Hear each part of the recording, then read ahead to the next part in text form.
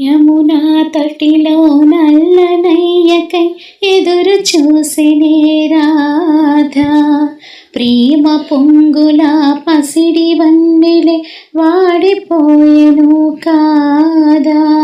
రేయి గడిచెను పగలు గడిచెను మాధవుండు రాలేదే, రాసలీలల రాజురానిదే రాగబంధమే కాదే.